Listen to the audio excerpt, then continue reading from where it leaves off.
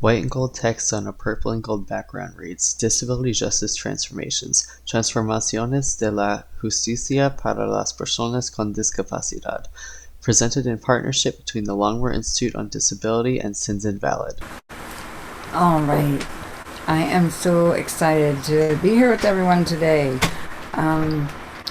We are going to go ahead and start, and we organized a wonderful panel to have a conversation. And, you know, all of us know the vulnerability that we face within ableism and the ongoing climate crises make it that much more difficult for us as people with disabilities, being kind of frontline impacted by climate chaos. So that's been very, very present on my mind, and I think on all of our panelists' minds. So I want to invite our panelists to turn their videos on so that I can introduce you all. And I'm so humbled by this panel because, I'm really struck by everybody's both lived experience and analysis of the conditions. So I'm going to introduce folks and kind of brag on people a little bit. I'm going to start off by introducing Maria. Maria is a longtime friend and participant in the Sins and God performance world, as well as her world in Houston. Oh, wait a minute. Brain fart. I actually want to invite Jen to open us with the land acknowledgement, which includes Houston and all of us. So if we can roll it back and turn it over to Jen. Hello. We are coming together tonight from across Turtle Island, which is known by the colonizer as North America. We are with you from the occupied lands of the Piscataway people, known as Washington, D.C., the Ohlone territory, which is the ancestral homeland of the Confederated Villages of Lishan, which is known as the East Bay in California, and the lands of the Atakapa, Sana, and Karakawa people known as Houston. I encourage all of you to learn whose traditional lands you're on. You can do this with the phone app Native Land. Regardless of whether or not the colonizer recognizes these lands as indigenous is irrelevant, as all of these lands are indigenous and have been the homes to over 1,000 tribal nations since time immemorial. These acknowledgements, though, are only the first step in the process of decolonization and solidarity with indigenous people. Tonight's Jen, can I ask you to please slow your pace a little bit more? Thank you. Oh, sorry. These acknowledgements, though, are only the first step in the process of decolonization and solidarity with indigenous people. Tonight's conversation will include information on how to create and build lasting relationships with indigenous people, including those of us who are deaf, disabled, ill, or mad, and how to build relationships that are rooted in solidarity and justice. Mwado, thank you. Thank you, Jen, so much.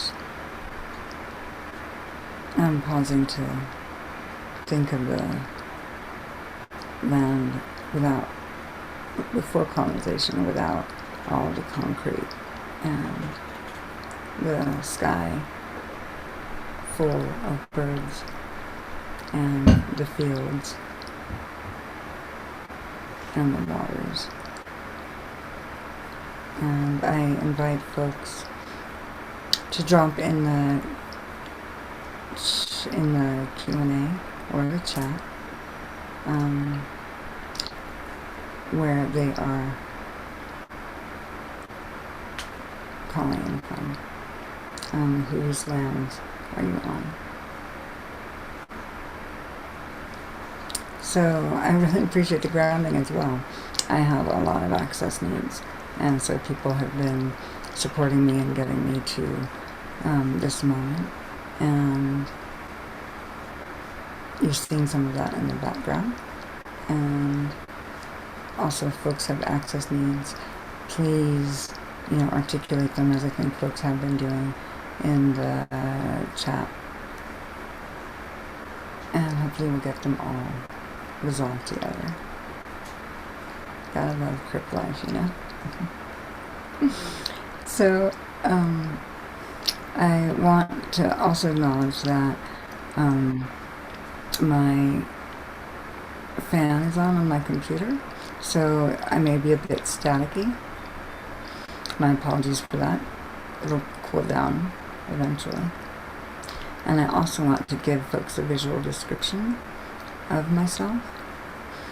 I am a brown-skinned person, Haitian Japanese diasporic. I'm wearing a purple blouse and a necklace of jade made by my goddaughter when she's Mayan, and she was in Guatemala and found some ethically sourced beads, and she made it. I'm really happy wearing them. And I have 2 buttons on my head and a white background. And I want to invite, when we are going and introducing ourselves and speaking, that we all say our names, and that we all give a visual description on the front end. Alright, so I want to get to the panel because they're badass. We're badass. And so I'm going to start again with Maria, who is a longtime disability activist and a fabulous poet, a writer and artist, and her creative expression has earned her the title of the Goddess on Wheels in Houston, Texas.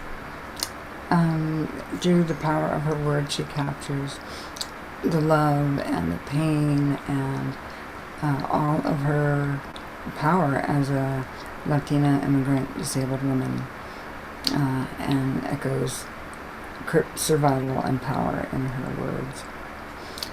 And people will know that if they have seen any of her work. And if you want to see that work, you can check out sinsinballad.org, and there'll be lots of clicking of links and to see Maria.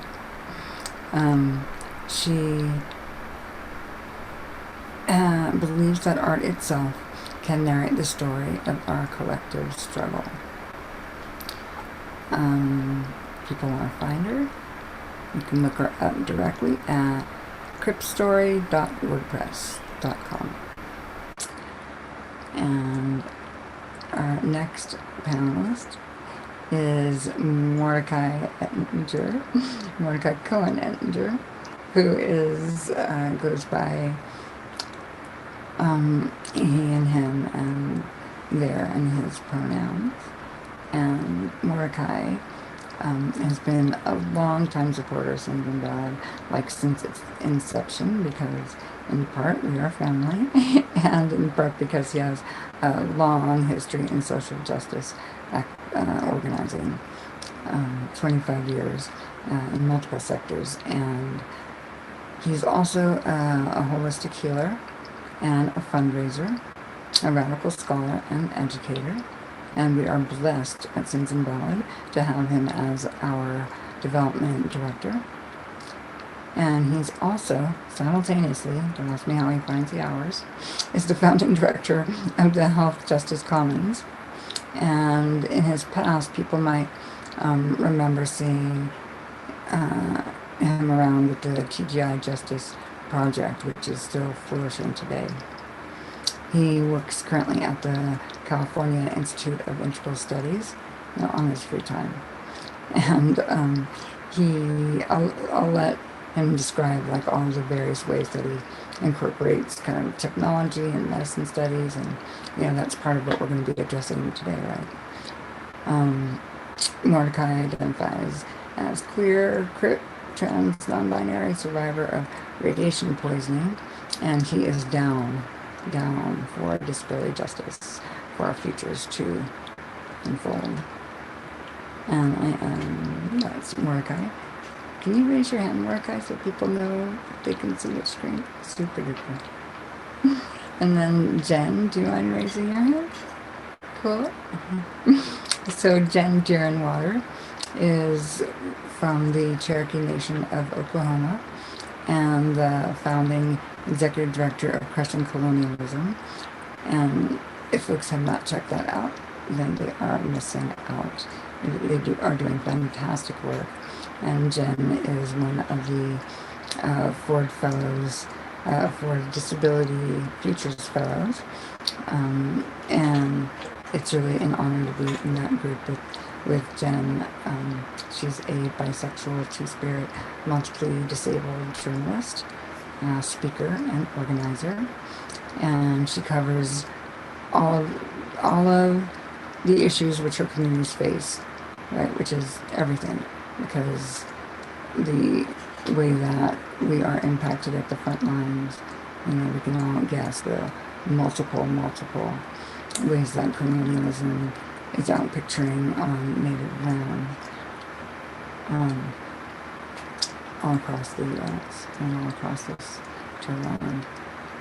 So just to continue, Jen is a contributor to Truth Out, which is a great media organization, and her work has been featured in many publications like Bitch Magazine, Read Wire, Women's Times. I could go on and on, but suffice it to say that she's well read, and lastly, she is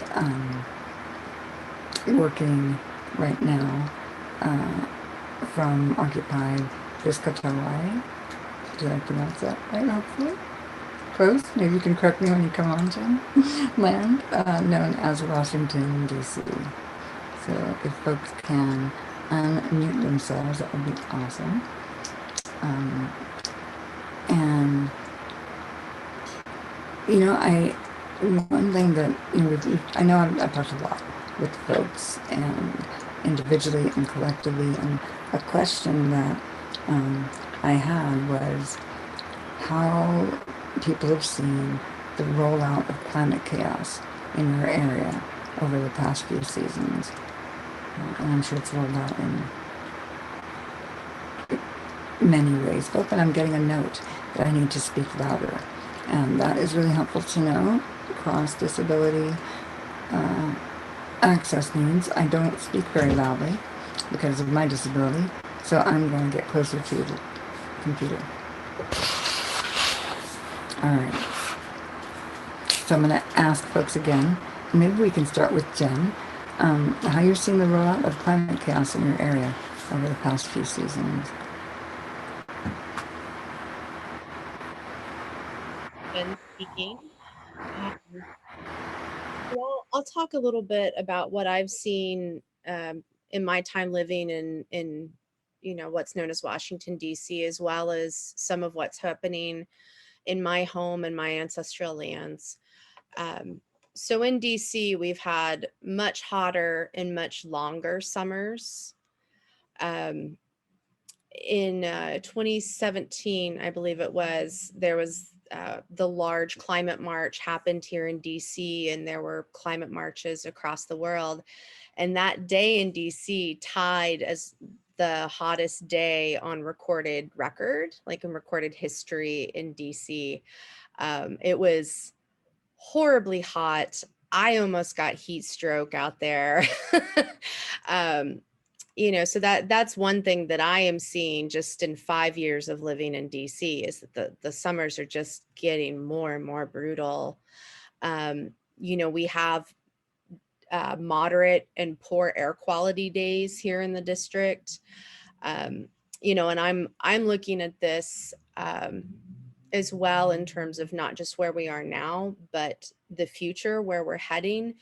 The gas industry is trying to frack the Marcellus and Utica shales, which they go across parts of central Appalachian to New York. And a lot of that infrastructure, if it's built, will impact what's known as the DMV, which is DC, Maryland, and Virginia. You know, the US military knows this. In Navy Yard, which is where I live, they've been doing work to try to build up the area where the Navy is because of the imminent threat of rising waters, which, you know, I find rather ironic, given that the military industrial complex is so heavily responsible for the climate crisis in this country. You know, the US Army has even reported that in the next 20 years, the military could collapse, and that the Pentagon should be prepared for the possibility that domestic power and water and food systems could collapse because of the climate crisis. You know, and then back home, I was raised in Oklahoma and Texas, which I think for anyone who's familiar with climate crisis issues knows that Oklahoma and Texas is, you know, it's kind of oil and gas land. You know, we have over 3,200 active waste disposal wells in Oklahoma, some of which are due to fracking. And as a result of this, we now have a lot of earthquakes in Oklahoma. You know, I grew up with tornadoes and hailstorms and things like that. I didn't grow up with earthquakes. Like that's not normal. You know, on my reservation, for the Cherokee Nation of Oklahoma, we now have issues of our water being polluted by large scale chicken farms. You know, and I look as well at where our ancestral lands are, because we're actually a southeastern tribe. You know, we ended up in what's now known as Oklahoma, then Indian Territory, because of the Trail of Tears and the Indian removal. But a lot of my ancestral lands are horribly polluted because of a history of resource extraction, timber, coal, gas, oil, large scale agriculture. You know, there's just, I'm watching this and it's terrifying. It's terrifying to see, you know, where we are now and the direction we're going just within my lifetime, let alone, you know, the generations to come. So sobering, and at the same time, I just think of the resilience that we've all shown, even to, you know, be here now under this, you know, under this weight, you know, under all the historic conditions and current conditions. Mordecai, do you want to share what's been happening over here in our area and in California overall? Sure, thank you. Hi, everyone. This is Mordecai Cohen Ettinger. I am a person with light skin, white skin, ample nose and forehead, and like ear length hair that's wavy and is gray and brown. I'm really grateful to be here with everyone. You know, in terms of the rollout of climate chaos where I reside now, which is Ohlone Territory, otherwise known as Hoi Chin, or the Oakland part of the Bay Area. Since 2017, there's been a huge growth in ravaging wildfires, and they've been worsening in severity every year. I've talked about September 9th of last year, 2020, as the day the Anthropocene swallowed the sun. And for those of you that aren't from Ohlone Territory or the Bay Area, you've probably seen photos of that day where the sky was just this eerie orange all day because there was so much smoke in the atmosphere that the sun was literally blotted out. And a similar thing happened in the Denver area, I think a few weeks after that. So it's just been, it was a devastating wildfire season last year. And I've been in the Bay Area since 97 at this point. And I didn't even really know what wildfires were for the first decade and a half of living here. You know, I heard that they happened in the LA area, Southern California, but as the years have moved forward and climate crisis has really worsened in this part of the world, it's become a more prominent fixture of our lives. Wildfire season used to be September or October, but this year there's already been fires, and there's been smoldering in California's Sequoia National Park from last year's Castle Fire that's still burning. And why? It's because this year 97.5% of California is in some stage of drought versus only 41.5% last year. And this is prompting predictions that this will be the worst wildfire season the state has ever seen. And that is deeply unsettling, considering last year's Oakland's air quality during wildfire season was in the purple range for at least 10 days in a row. And that overlaps with a heat wave in the triple digits. It was so intense. You know, we've been taught by quote unquote toxicologists that the solution to pollution is dilution. But actually, in our lived bodies, and also physics is telling us that's not true with wildfire smoke. New studies have shown by climate scientists and physicists teamed up together since 2016 that wildfire smoke actually becomes more toxic as it travels in our atmosphere and oxidizes and picks up other pollutants. So yeah, in Oakland, the air quality has worsened year round, especially in the last 3 to 5 years. And more days are unhealthy for sensitive people, just as Jen was talking about in the DC area. My neighborhood in East Oakland, which is majority Black, Latinx, working class white, and multinational immigrant communities, has some of the highest asthma rates in the country, some of the highest lead rates in the country, and is also a COVID hotspot. The life expectancy in our neighborhoods are 10 years lower than the more white areas of Oakland. And the last thing I'll talk about is the role of corporate polluters, specifically in this area, although it's like prominent across the state of California. There's so much fossil fuel pollution in the southern part of the state. Yeah, climate chaos can really be directly tied to corporate polluters.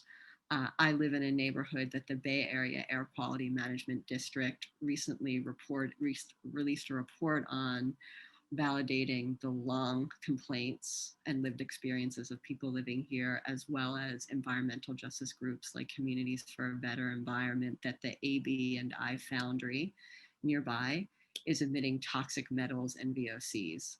And it's creating elevated cancer risk to community members and workers. Not surprisingly, the Bay Area Air Quality Management District is not on the side of the people. At a community meeting on May 8th, when a community member asked how she could protect herself from this air pollution that's incredibly harmful, the staff position of the management district, whose name is Judith Coutinho, told the community member that she should get a quote unquote air cleaner, leave the area when ABNI is operating, which is all the time during the week, and get more sleep, eat better, and take better care of herself. So it's like, that is just a level of, excuse my language, I think that you've probably heard it before. That's just a fuckery that's outrageous. And it really, I think, reflects how deeply the ableism is ingrained in climate injustice and climate chaos, and the layers of complicity. I just want to thank Dr. Rupa Maria, who's the co-founder of Do No Harm, for attending that meeting. She's also a friend and neighbor and comrade, and sharing this info with friends, comrades, and neighbors. There's going to be more organizing as well. So folks who are interested in learning more can contact Communities for a Better Environment. You know, thank you to our interpreters. I have to say, it's infuriating, you know, I mean, just from what both of you said, it's so obvious that this is about, you know, capitalist overproduction and stripping of the land, and there's no way to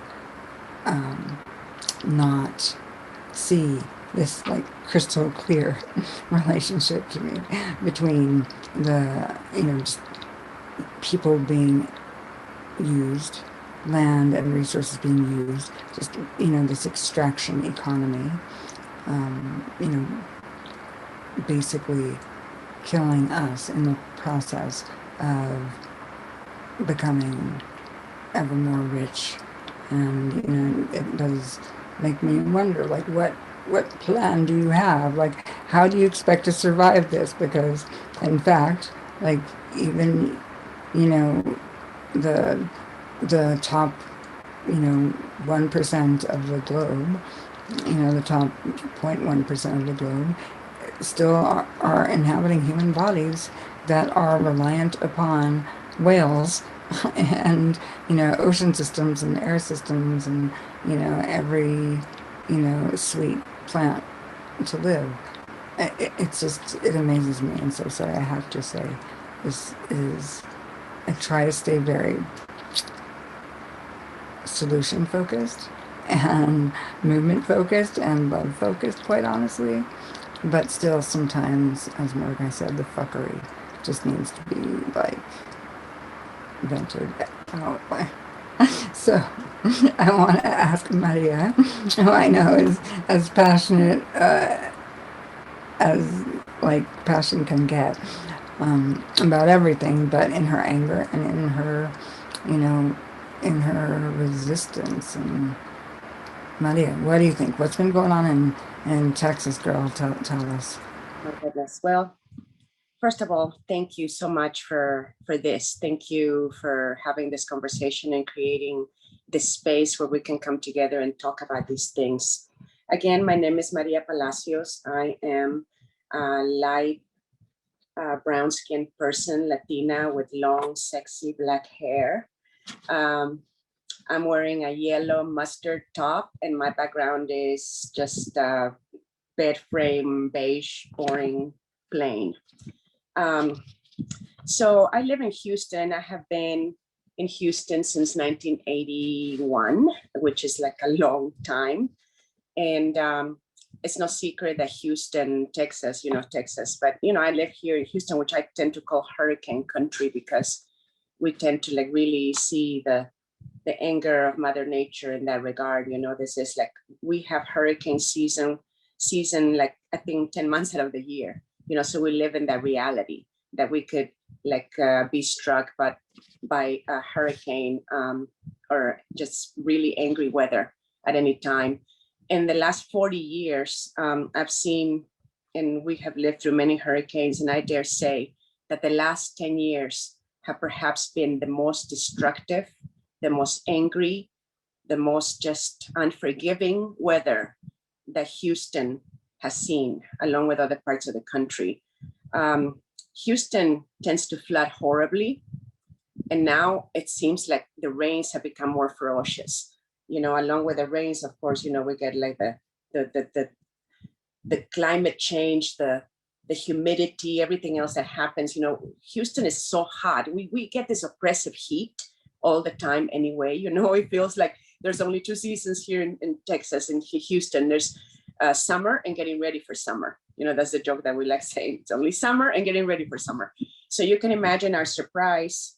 And I say it that way, even though, you know, we were told that we were told, like we always get told to be prepared by the non-disabled world, who think that we can just drop everything and just be prepared with the minimum resources that we have. Imagine the surprise that many of us were found, including myself, when back in February, the weather went from being like literally in the 80s, like the same week, to like freezing like beyond anything that I think anyone who's lived in Houston, Texas, I mean, just in Texas, the whole state of Texas, we We went through this ice storm for which none of us were prepared. You know, people up north may think, oh, well, you know, we live with that, you know, we encounter weather way worse than what you did, but you're prepared for it in some way or another because you live like we live with the heat, you know? So it was horrible. It was waking up in the middle of the night, not just for me, but for thousands of people. And my heart goes out to the disabled people, you know, who were less privileged than I was because I had resources. I was able to call at 2:00 in the morning and have my friends from the city come and turn off my water. You know, I had saints behind me, hugging me from afar. I had support. Imagine the people who don't have it. You know, so it's been very brutal in many ways.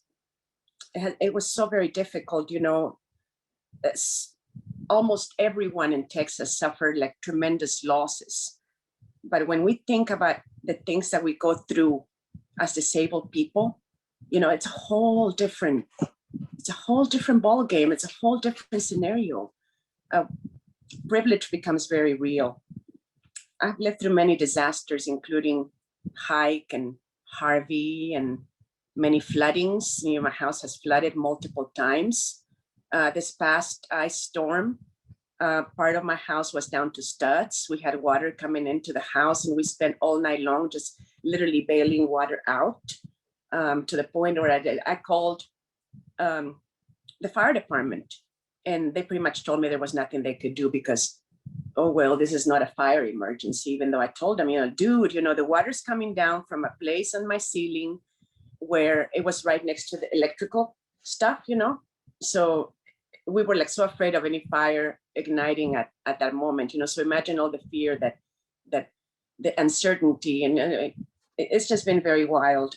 To me, the change over the 10 years, you know, and some of my work with sins, I mentioned Mother Nature's anger. I mentioned how, you know, the earth is so freaking tired of being raped by so much human greed, raped by the choices that we make, the things that we're doing to our planet is contributing. And you know what? I just want to say this real quick because a moment of reflection for me personally was when COVID first started and everything shut down, the world shut down. We know what happened. Nature came back because our human choices brought us indoors, you know, our human choices and in the circumstances forced us to change our ways, forced us to take the cars off the streets, forced us to change the way that we survive. You know, so this way of survival has, I think, taught us, and without moving into any other area, but I think that one of the things that we have learned is that we can save the earth, that our choices do matter. You know, and the wisdom of disabled people is something that we have to hold on to, our survival. You know, I'm just one example. I'm just one story of survival. You know, all of us, but especially people of color, especially disabled people of color, those of us who are way more marginalized than the rest of the world, including within the disabled world. I live in an impoverished neighborhood in Houston. I've seen the destruction of my community. I've seen how the white privileged people come from other neighborhoods in Houston as if they're doing us a favor. And, you know, and that's not the way it should be. So yes, a lot has happened with climate change, and it affects disabled people the most. It leaves the most vulnerable people to die in nursing homes. It leaves disabled people to be like left out with our mobility aids. You know, it's something that the level of advocacy that we are doing right now through this conversation is what's needed to create change that can save our lives, because the world is not going to stop. Ableism is going to continue putting us in danger. Along with climate change, ableism will make sure that we drown, that we burn, that we die, that we're forgotten. So that's why we're here. Thanks for that reality check. And, you know, I get the despondence that people have because of, you know, the isolation of ableism, and because, you know, we get told so many ways, you know, like through the media and through even our families, you know, through the broader culture, you know, that our lives are disposable, you know, and what I believe now, after some, I mean, obviously, maybe it's not obvious, but I love myself, and by extension, Crips. Like, I think there's no way to not love, like, us, because we're awesome and powerful as a community. And I think that, you know, what I've seen now is the mutual aid and the attempts for us to really commit to each other as people with disabilities, you know, on whatever, you know, whatever network we're in, kind of reaching out and really making it clear that we will not leave each other out to get disposed of, you know. And for folks that haven't experienced that, like, love of community in their lives, like, I really encourage folks to try and look in whatever ways that you can to get involved with disability networks, disability justice work, you know, online, in the collectives that might be in your region. There are, I have seen more and more disability justice groups over the last 15 years, and it's largely, it's like networks from different counties. And, you know, I think that we have to first become visible to each other, and then visibilize ourselves as communities that are contributing to the potential solutions, right, for how we survive. And if we, as Jen was saying, if we aren't going to survive as a species, then at least we can go in love. You know, we don't have to go fighting each other like on capitalism's coattails. But I'm not ready to say that we're you know, we're at the end of the line. My hope and belief and love for our potential is still here. And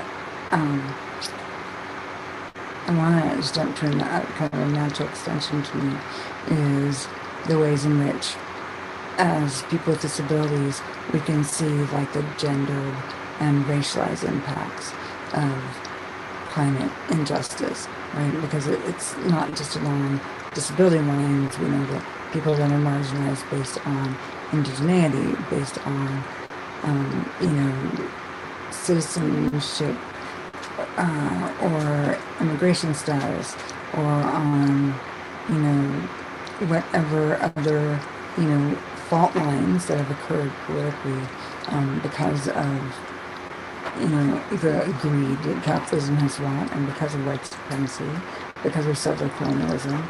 You know,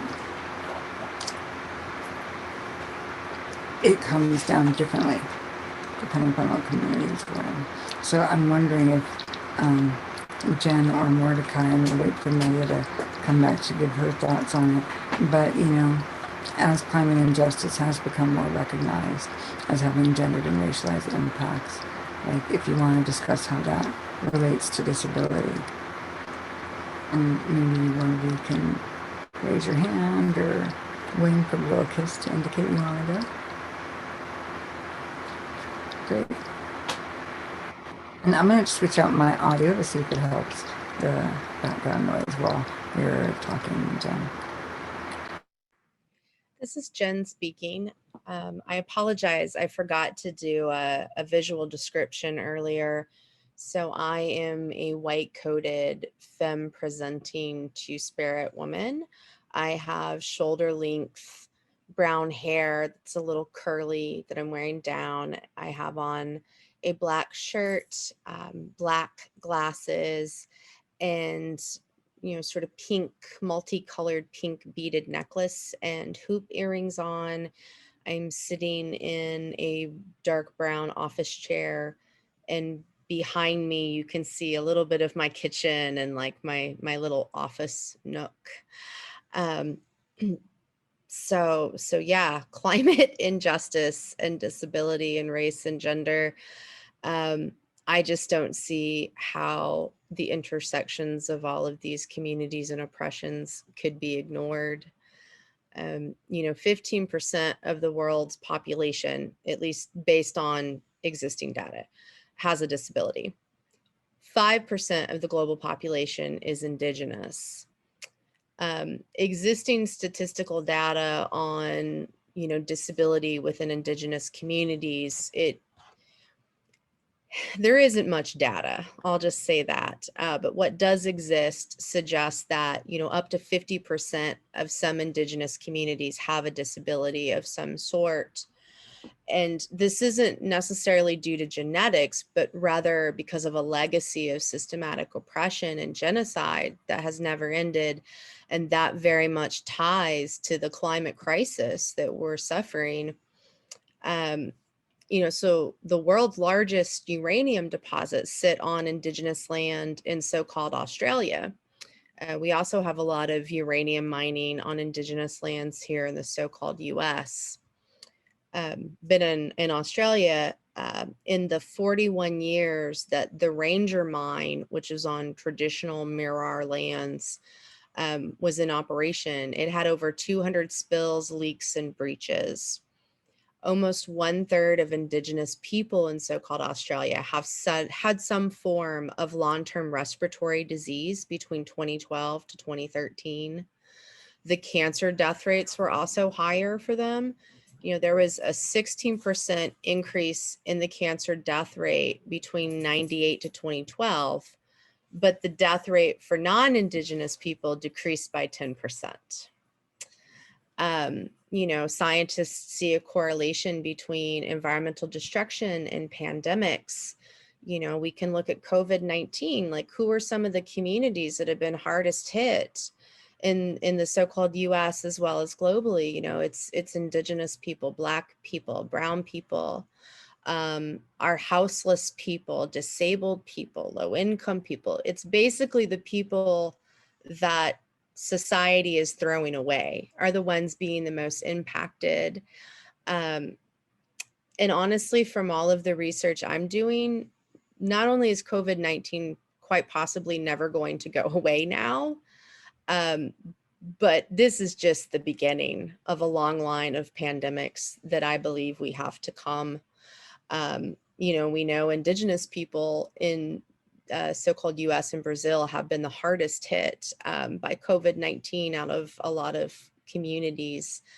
And,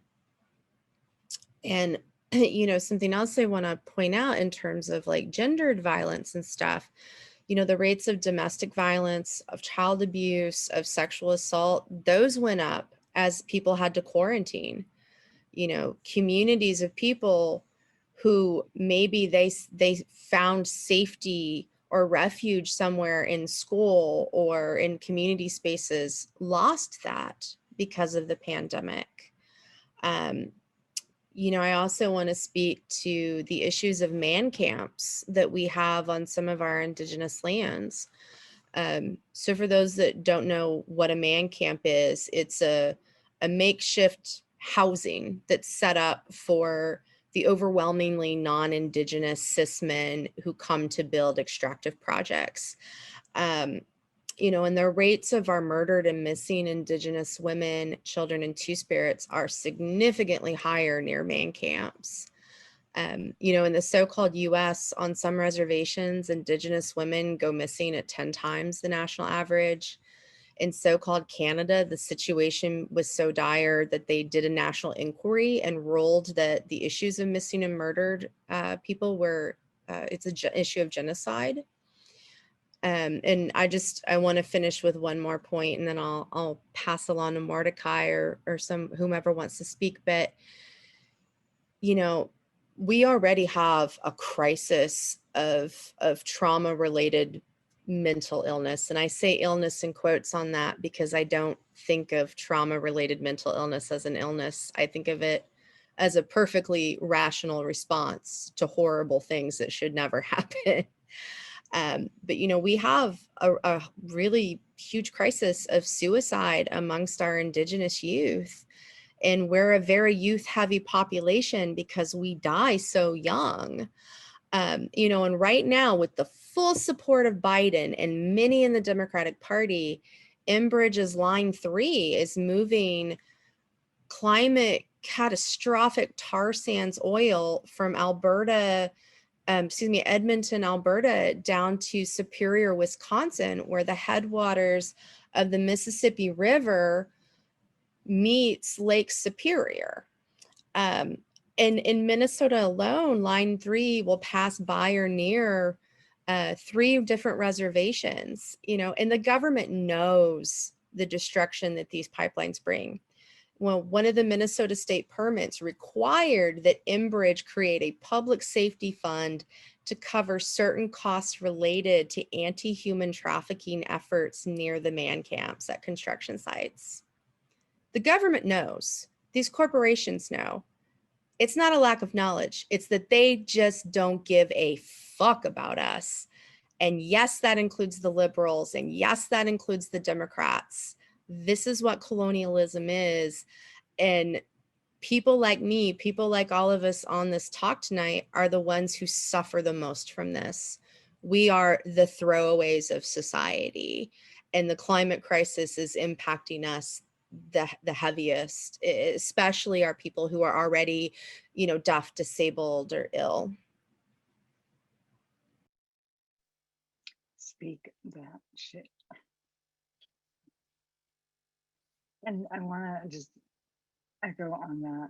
People will often see, for example, disability as what makes a person vulnerable or targeted. And it's like, no, ableism is doing that. Ableism is what makes us vulnerable. And so similarly, you know, with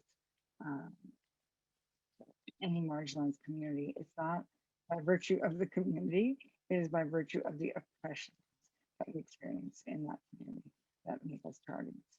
And so the layer upon the more marginalized, the more layers of marginalization any one of us are living, that is what's making us more exposed basically to violence and ultimately death. And it is it really is just the most horrific thought that any of us could be, and I'm speaking specifically of Indigenous women, that, you know, within all of the confounding circles of violence, that the exposure then on top of it to climate crisis and the many ways that, you know, as individuals we can be, you know, undermined of the few safety nets that we have is infuriating. And I don't know if folks can, if that doesn't motivate us to organize and reach out for each other, I don't know what will. You know, and I do want to acknowledge that my audio is being whacked right now. I don't quite know what to do because I've changed into earbuds. So we're trying. Tech is trying. All right, I would love to hear Mordecai, you know, what your thoughts are about the gendered and racialized impacts of climate injuries and injustice, especially as someone that is, you know, non-binary. Yeah. Absolutely. Thank you so much, Patty. This is Mordecai, everyone. Jen, thank you so much for those powerful reflections and really feeling them deeply. I think echoing Jen, the impacts of climate injustice are inherently disabling. It's just like here in Turtle Island and across the planet, indigenous peoples and communities of color are and will continue to be the hardest hit, you know, the frontline communities. And, from Hoi Chin, otherwise known as East Oakland, to Gaza, Palestine, we really see that this is true. And I just want to talk for a moment about the situation in Gaza, which has been compared to an open air prison. And I think in that context, in the context of really deep solidarity, we see the inextricable connections of settler colonialism, extreme climate injustice and destruction, and ableism. And of course, it's inherently white supremacist and male supremacist as well. So it's the place on the planet with the highest cancer rates and some of the highest COVID rates as well. And the Israeli regime has long tried to conceal the apartheid nature of the state, hiding behind Jewish suffering and attempting to invalidate all the challenges to this colonialist project, and challenges to the genocidal violence and ecological destruction with empty claims of anti-Semitism. Meanwhile, a key part of any settler colonial project, especially Palestine, is and has always been land seizure. And in the context of Palestine, the destruction of ancestral homes and displacement has been huge, but that's also reflected on the land. The destruction of watersheds, ancestral olive groves, some of which, were hundreds of years old. And prior to the ceasefire in Gaza a few days ago, it became even more clear, the way in which the Israeli state has been continuing to attempt to systematically kill and maim healthcare workers along with the general Palestinian community. Just in the last couple of weeks alone, 18 clinics, including the primary COVID testing centers, were bombed, and 2 doctors were murdered by bombs to their homes. So to me, this is a very painful, powerful, and poignant example in the global context of the racialized nature of climate injustice, and the ways in which climate injustice can't be untangled from settler colonialism and capitalism. And I think it's just really kind of echoes everything that Jen just shared. Regarding gendered impacts, I really think about bodily autonomy and how climate justice is deeply violating to our bodies and our communities, because our bodies and our communities are being violated and polluted by literally thousands of toxins every day. In a study just published in early May, 100% of breast milk samples tested positive for PFAS or PFASs, of which there are no safe levels. So there's no safe, these are, also referred to as forever chemicals. And these are chemicals that are proven to be hormone disruptors that can harm the biological regulation of our DNA and its production and repair. And this means that they're mutagenic, that they highly correlate to causing cancer and other diseases, and they're known carcinogens. So we also know that they're cancer causing. It's also recently been documented that average household dust contains very small PFAS particulates. So it's literally all around us. And that's just one type of the literally potentially hundreds of thousands of chemicals that have been released in our environments by corporate polluters as part of the settler colonialist project and capitalism. Yet there are no regulations to officially deter PFAS. And the Trump regime halted efforts of EPA control, although, hopefully the Biden administration will start to roll back some of those efforts. But I think for me, this is just one example of like these types of hormone disrupting carcinogens that are disrupting our bodies and our ecosystems, due to these corporate polluters. But yet, if a trans person or a non-binary person wants hormonal alignment therapy, or a person with a uterus wants to access reproductive care, we have to fight tooth and nail to be able to secure what's essentially healthcare.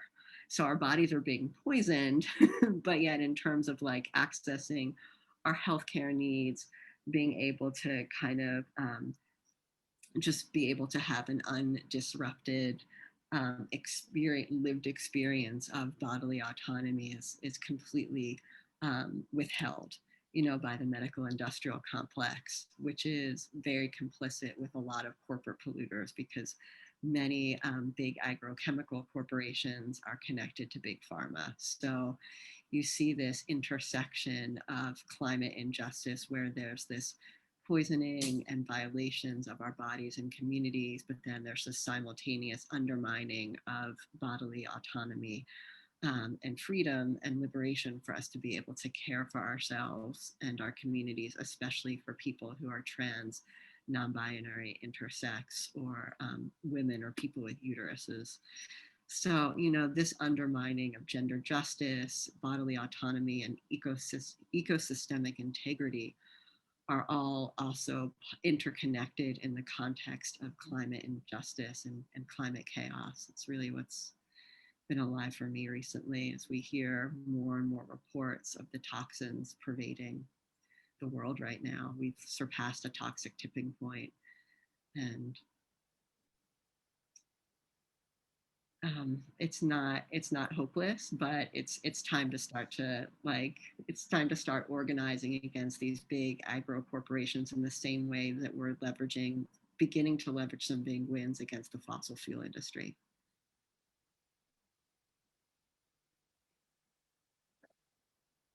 This is also very sobering, and I am wondering what disability communities can offer the climate justice movement, because clearly we need to be making alliances with climate justice movement as organizations, as individuals, bringing forth a disability justice analysis to a movement which has needed to develop its politics on disability quite bluntly. We used to be like the poster child for like, don't let this happen to your child, from the from toxins. I mean, literally saying things like this. And so I'm wondering, Maria, what you think about lessons that Black, Indigenous, people of color communities, disability communities can offer the climate justice movement. Yeah, so it's really heartbreaking, when we begin to think of how people with disabilities are at the bottom of the barrel when it comes to being considered for being saved. When we talk about climate injustice, all of a sudden it's like everyone on the news, everybody in different communities seem to be concerned with climate injustice, but most of the time people with disabilities continue being forgotten. Climate injustice affects, of course, everybody, but when it comes to disabled people in the most marginalized scenarios, my heart and my mind immediately go to undocumented Crips. When we talk about what's going on here in the United States and climate injustice, and at the same time, we also have to remember that what's going on right now, it doesn't just apply to the United States, that disabled people all over the world are surviving the same thing. They're fighting wars that we're also fighting, and they're doing it without the tools, without the support, without the resources that we have here in the US. So when I think about that, when I think about climate injustice, number one, I recognize my personal privilege, because even though I'm disabled and I'm Latina, and, I have to recognize the fact that other Crips around the world, other disabled people in other parts of the world don't have the same access that we have. Just, this past few days, I've had the opportunity to talk to a lot of Spanish-speaking people whose stories just are, I guess they just help you realize, how messed up things are, really. And then, going back to climate injustice and the way that undocumented disabled people here in Houston, here in Texas, the stories that I know personally, just in my own circle, as an example, back in a few years back when we had Hurricane Harvey and Houston really flooded so badly. Many of the undocumented Crips were just hunkering down together, trying to survive to the best of their ability. And there was this particular dude who had stayed. He really didn't have a place to live, so he had found a place to stay in this little area inside a car dealership, and then he was living there.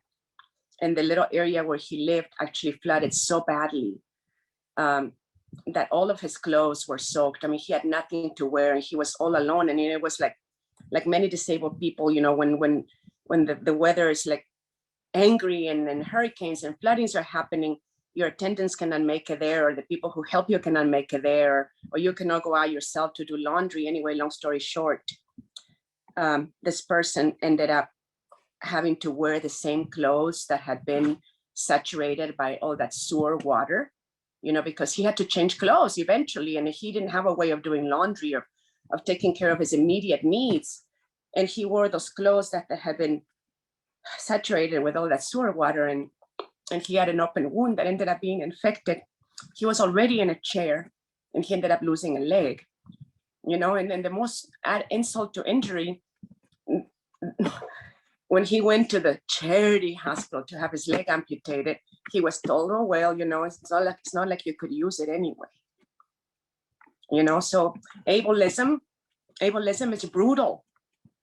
But when the context of climate change, the stories of survival, the stories that we see, I can't help but just come to tears, because I know firsthand how hard it is, how difficult it is to feel so alone. And then the non-disabled world just wants to take and take for themselves. Don't think for a second that because the media is talking about climate change and that because the government is so-called putting programs together, that they're thinking about us. Don't make that mistake. We are there for each other. If we don't save each other, the world is not going to come save us. When we talk about climate change, we're talking about disabled people abandoning their wheelchairs because they have no choice. We're talking about disabled people being displaced and thrown into nursing homes and being left to die. We're talking about all that. And then when we're talking about all that, and then we remember that there are disabled people who don't have the freaking option of going to ask for help because the door is going to be slammed on their face. Nope, you're undocumented. You're worthless. And that's the message that we're getting. I like to also think when we talk about climate injustice, that one of the things that we do is that we make emergency preparedness the thing to do.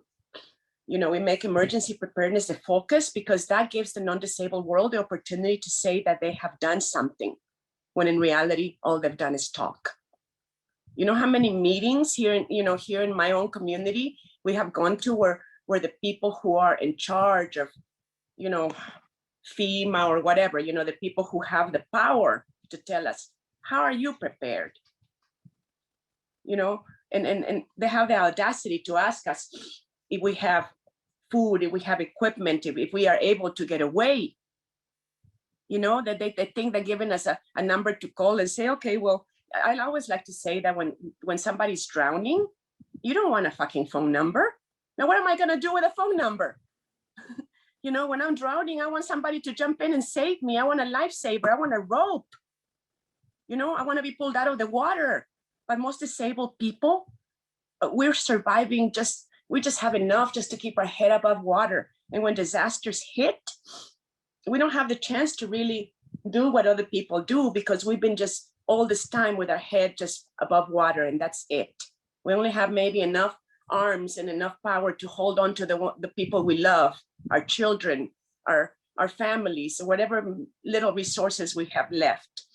When we talk about emergency preparedness and we talk about disaster preparedness, I was talking to my friends from Living Hope, who are a group of undocumented immigrants who perform miracles despite anything here in Houston. And I just love that they said that they're moving and they're working on moving from emergency preparedness to actually disaster justice, because that's what we need. We need disaster justice. We need to be sure that the people who've been affected by the disasters have access to the resources, have access to be safe, have access to having our homes repaired or or our wheelchairs replaced, or you know, to not live in fear of the ableism that we're going to lose everything and end up dying in a nursing home.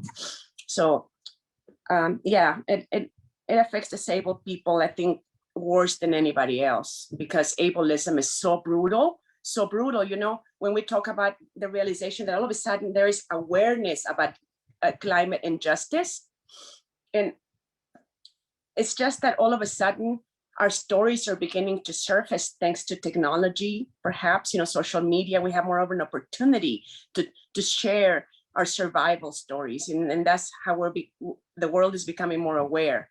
But don't make the mistake of thinking that the non-disabled people are there for us, because they're not.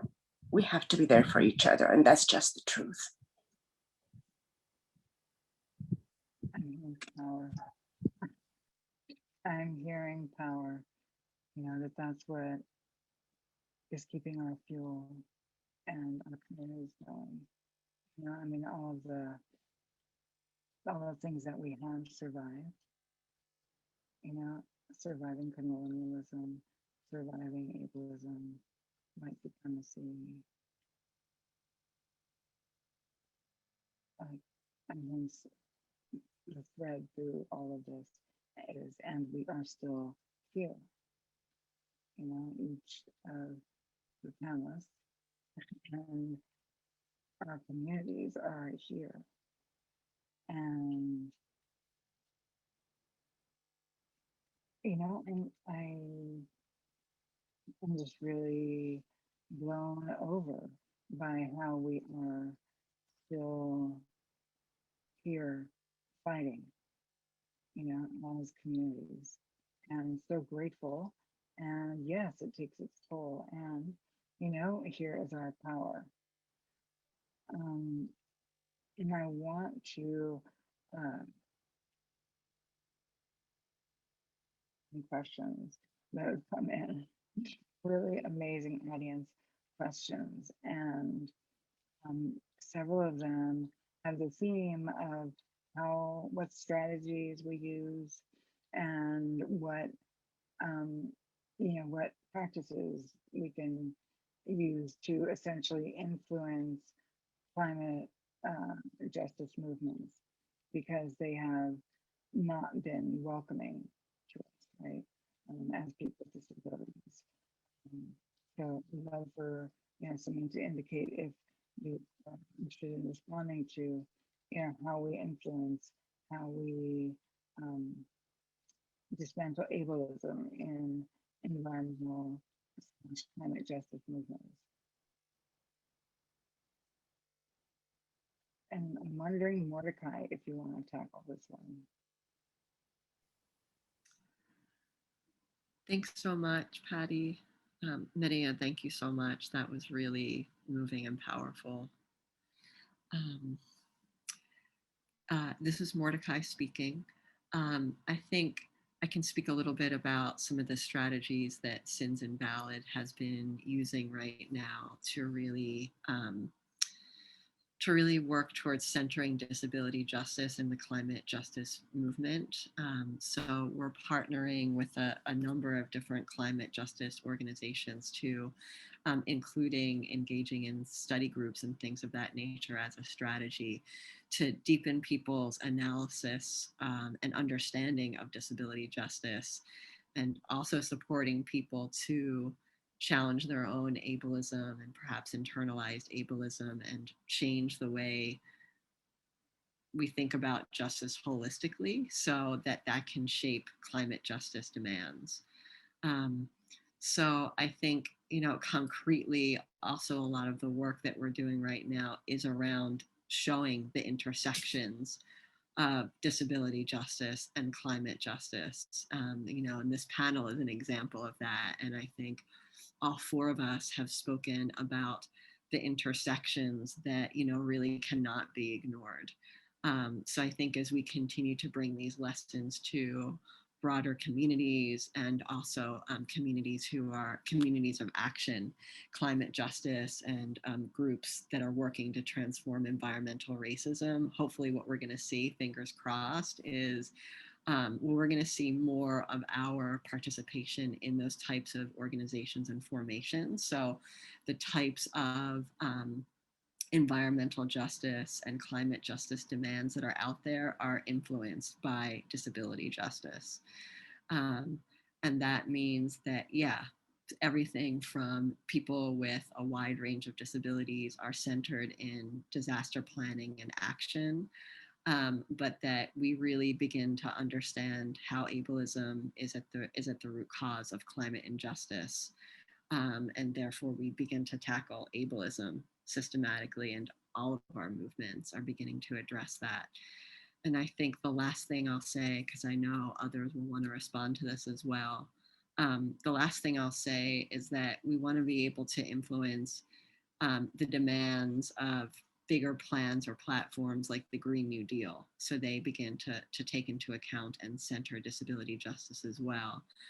I saw a question in the Q&A queue, I think it was maybe from Suleiman Khan, saying, you know, how can disability justice be centered more in sustainability planning? And I think, you know, that's kind of exactly the types of questions that we need to be asking right now. And we have to think about what our demands are as disability justice communities, and then, you know, work more concertedly to bring those demands to organizations that we can partner with, so we can move forward kind of community-based mutual aid networks, but also maybe it's like different policy efforts or things of that nature. There's a lot of different, and creating alternative systems of care. And I think maybe those all three strategies are important. Thanks. Great questions. Crucial. Yeah. And to that point around policy shift, I mean, there have been several questions about, you know, how people feel about the Biden administration and what environmental policies, you know, we can influence with the disability justice lens, with an awareness of disability communities. And I'm wondering, Jen, if that's something that you need to speak about as your own on that plan. So this is Jen speaking. For those who maybe can't see me, I was kind of laughing. I was muted, but I'm laughing at the thought of trying to work with someone like Biden to make the world a better place. I mean, frankly, trying to think of keeping America as a system in place is laughable to me. I mean, I founded an organization called Crushing Colonialism. I think that speaks a lot to where I stand on these issues. You know, I'll also say that before I came to work as a journalist, I worked in politics for years. I worked in the Democratic Party. I worked on campaigns. I was planning to run for office myself. I left that world behind for many reasons, and it's because the system is working exactly as it is intended to work. It is intended to oppress all of us here. I eventually felt like that was not a system that I was ever going to be able to make effective change through. I struggle sometimes with the feelings of how do we survive under colonialism and capitalism and all of these systems as they're here now. And is there a point in trying to influence them versus just saying to hell with it and burning the whole system to the ground? I'm not going to pretend to have all the answers. I'm only one person. And I would say be wary of anyone that thinks they have all the answers. But I don't think looking to anyone in government, US government, from top down is the answer. And that includes the Democratic Party. I don't put faith in the Green Party, Democratic Socialists, none of them, because ultimately it's still about a system of oppression. And I don't see that getting any of us free. And, you know, I think too, something that I feel, you know, being a member of several communities that suffer from hyper erasure, is that I often feel like I'm just standing over here screaming into the void, being like, You know, we still exist. Indigenous people exist, disabled people exist, you know, queer people. Yes, that includes bisexuals. Like, I feel like I spend a lot of my time just trying to get people to recognize the existence of my humanity, let alone to fight for that humanity. And I'm sure there are a lot of other folks out there suffering from various forms of oppression that feel that. And, you know, on this issue of climate justice, I feel it a lot within disability and Indigenous communities. You know, I know that the existence of ableism within a lot of Indigenous spaces is a result of colonialism and assimilation. It is a result of resource scarcity as well. But, you know, I don't get to spend time with Native community the way I would like, because often I can't even get in the damn door. You know, people like me are often forgotten in a lot of Native spaces, including environmental frontline, like Indigenous spaces. And that is heartbreaking and infuriating. But then on the flip side of that, in a lot of disability spaces, I don't even see land acknowledgements happening, let alone any real work towards, you know, standing with Indigenous people. And that's infuriating because, you know, as an Indigenous person, like, we are sort of the caretakers of this world. You know, 80% of the world's biodiversity is on recognized Indigenous lands.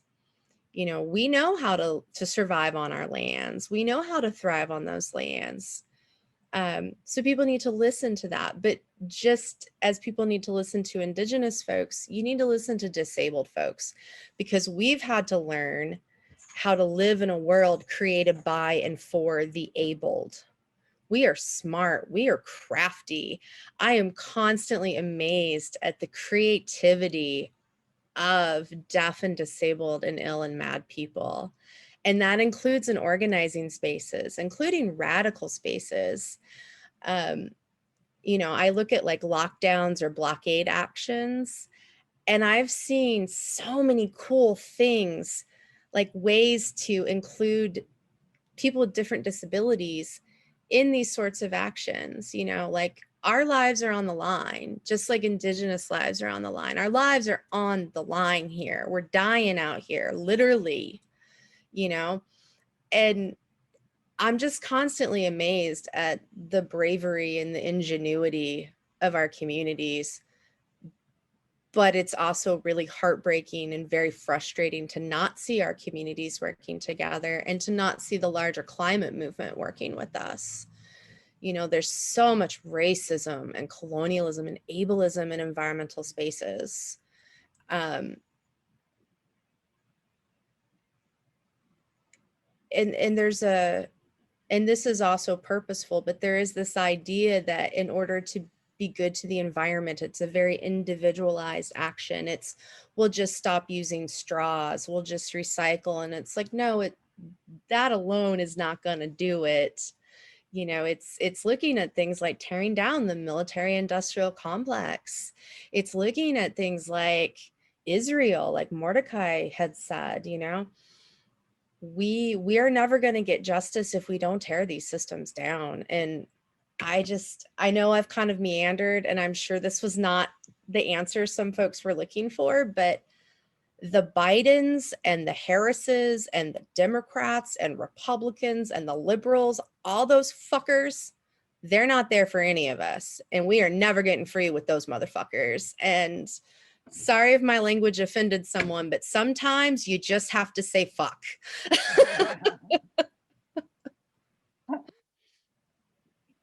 So it's pretty awesome that we have 4 people here that are all about movement building, as opposed to, you know, engaging with, you know, structures, as you said, and it's so true, that were founded in genocide, that was founded in slavery, that, you know, just as readily kill us as save us, actually more readily.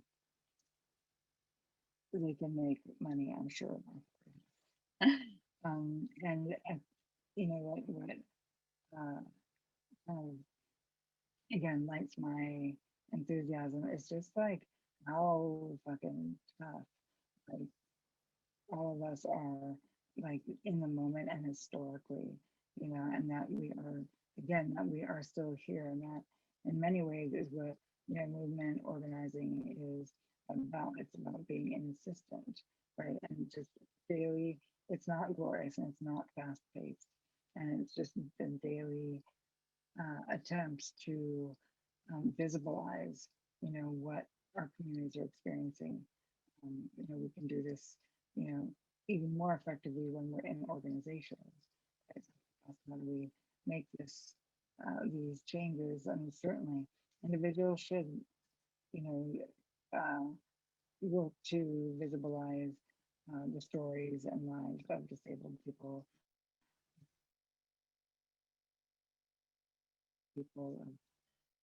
and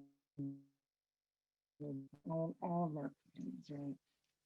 And that effort is amplified when you do it with an organization, who can then work with other organizations. And, you know, I do think there's a huge power, like this amplifying power is really kind of like alchemy. Like organizing is like alchemy, it's like putting together the necessary ingredients for us to then actually be synergetic and like feed each other. Right? If I've ever been to a party where like, you know, there's like a group over here talking, there's another group over there talking, but it hasn't like, gotten lit yet, right? But then at a certain point, like everybody's buzzing and you can tell like, oh, now we're actually at a party, right? Like there's a synergy that ends up happening. It could be enough people eating, it could be enough people like grooving to the same music, it could be a lot of different things, but whatever it is, you can tell when you're kind of unified and like buzzing together, right? And I mean that's what movement building is about. It's about getting, group organizing is about getting everyone on the page until there's like momentum, and is it easy? No. Is it predictable? No. But we hang in there and do it. It takes. I mean, I'm seeing how many decades we probably have amongst the four of us here on this panel. Like easily, easily like, I mean, 75 years. Easily. And this is what it takes. This is what it takes. So, for I am so excited to get to know Jen and like touching colonialism, and I really look forward to more confronting of the fuckery. And um, you know, Mordecai and Maria, we've been working together for a long time, to more of it, because I feel like the relationships that we build, um, like, again, like Maria has said over and over, like, we turn to each other, we turn to each other. Like this is what's going to keep us. And I hope that everyone, in the, that's been bearing witness to this conversation has other good clips in their lives. And if you don't reach out, reach out and get on Facebook if you can. Talk to the Crips in your community. It's okay. It's okay for someone to be like, hey, I've seen you around. How you doing? You can say that to any of us. Not that we'll answer super fast, because unfortunately, there is a lack of disability organizing that, centralizes multiple marginalized people. I wish we had time for many more questions. To me, it just says that we need to do this again, hopefully soon. And one way that this conversation is continuing is in June. We are going to be partnering. Tenzin Valley is going to be partnering with the Longmorre Institute again, and we will be having an encore performance. We Live Like Barnacles, Cryptids in Climate Chaos. And, you know, if you would be interested in being on the panel, we can talk about it again, because all the conversations are in there. And Maria, I'm sure you're going to be on the panel as one of the powerful storytellers. And, you know, we will just keep it open and moving. And I am excited to invite people also to join like Sins and Dogs effort to influence disability justice spaces to center climate chaos. We're doing that at the Ford convening in a little while. You know, Sins has been around since 2006, and that's a miracle in of itself. And you know, all the ways that you know, kind of white supremacist administrations and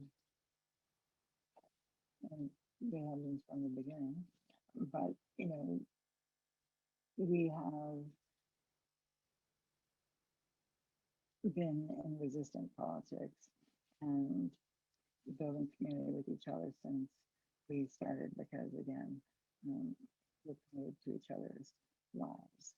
And so if you want to support this kind of work, we are having a sustainer campaign right now, and ongoing, because we can all use the work, all the support.